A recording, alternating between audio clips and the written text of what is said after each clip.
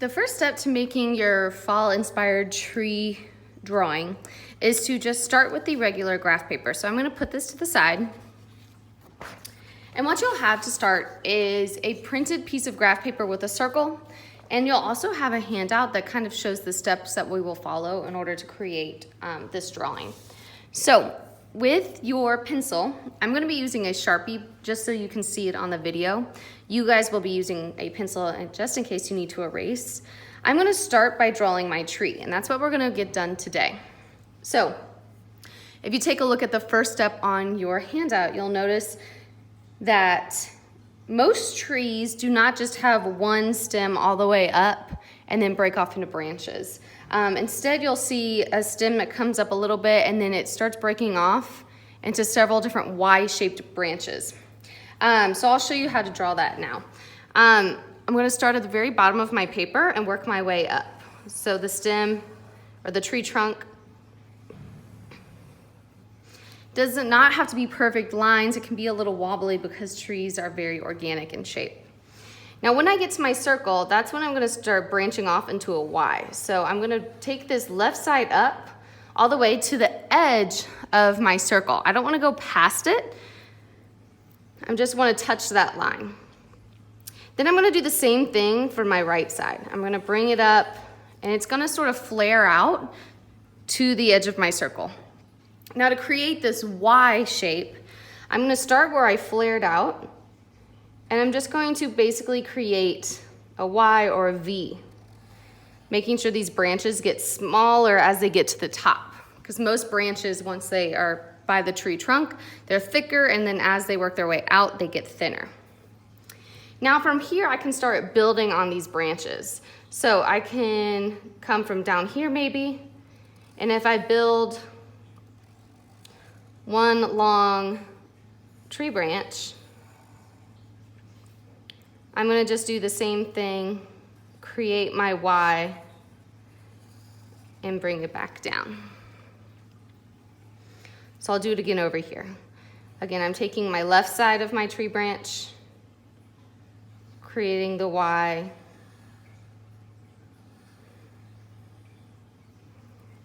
the more branches you have, probably the more realistic you'll look, but you don't want to get it too crazy cluttered.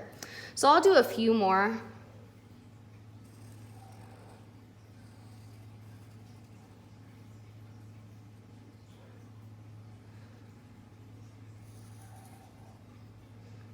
And remember, branches should be growing up. They really don't grow down. So you want to just keep on angling your brushes up and diagonally. Again, you're more than welcome to follow your guide while you're doing this.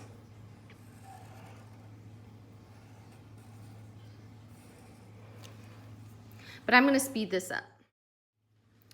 Okay, so now that I finished my tree drawing, I can decide whether or not I want to color in my tree all the way, like on my handout where I'm just going to have a silhouette of the tree. A silhouette is basically a shadow. Or I can take my Sharpie, and once I have outlined my lines, I can add in some small organic lines that kind of replicate what the texture of a tree will look like. So that's up to you. For mine, I'm actually going to fill it in and so that it creates like a silhouette, just like what is on your step-by-step handout. So I'm going to show you that in time lapse.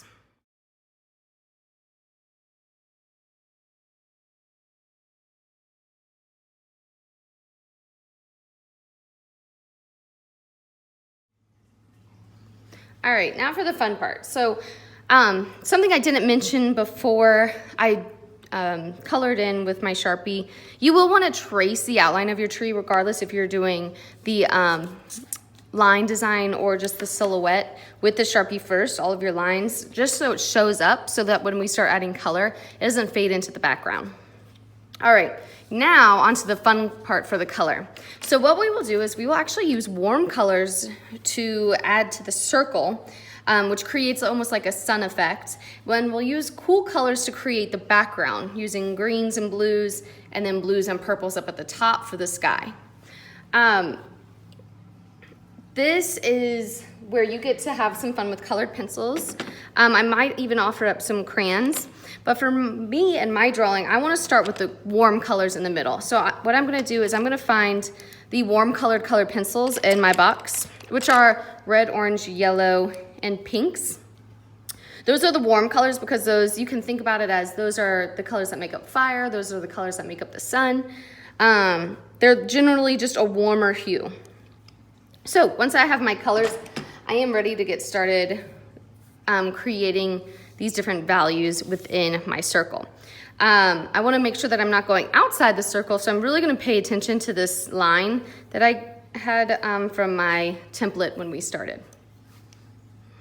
Now it's really important that you create different values with your colored pencils, meaning I can create something light with one colored pencil, and it basically creates like this nice orange color.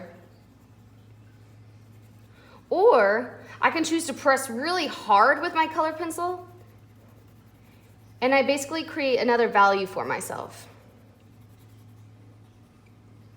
So you can see the difference if you take a look at the different basically values that I'm using to create different squares that are connected. To make a really successful piece, I would not use similar colors next to each other while you're coloring in these squares. But this is a good way to get basically more color with just the simple utensils or the simple materials we're using. So I can do the same thing with my pink. I can color one in really lightly. Basically, I'm not using a lot of pressure is what I mean. Fill in one square. And then on the next, I can press down really hard with my hands on my colored pencil and create a totally different look and effect with my pink, just with using the same colored pencil.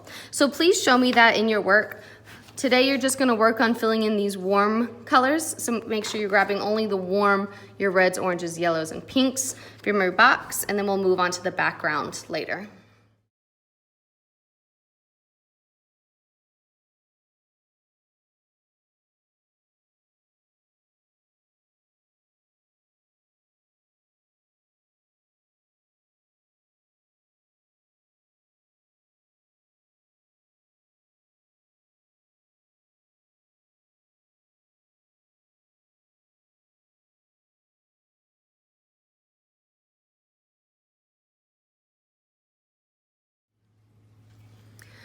So something I forgot to mention before I started the time lapse is you want to make sure that you're creating this work with excellent craftsmanship.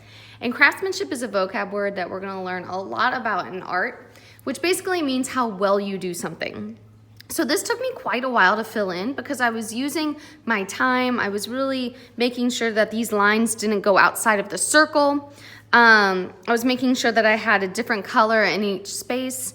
That's basically me showing that I care about this project and I wanted to do my best work. Now, if I just took my pencil and scribbled all over this, I would not be getting an A on this project because I'm not showing my best craftsmanship.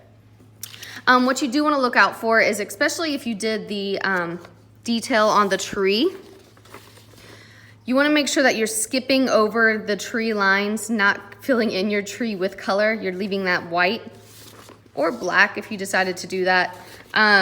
But just making sure that you're finishing out each square as it peeks behind the tree.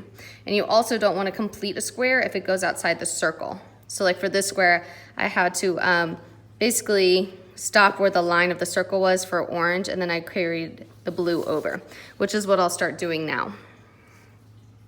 So for my bottom, I'm gonna basically take maybe the first 1, 2, or 3 lines on my paper and use mainly greens, different values of green. I can use light greens, I can use dark greens, I can use light pressure or dark pressure, and maybe like one little blue scattered here and there to create the look of this grass.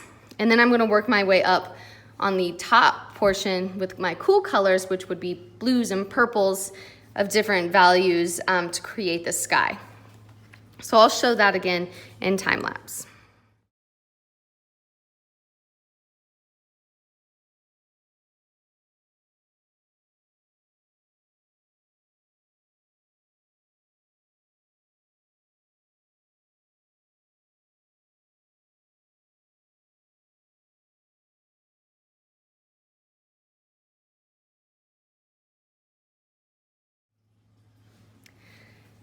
So finally, the last and final step is going to be to add those blues and purples and teals into our sky.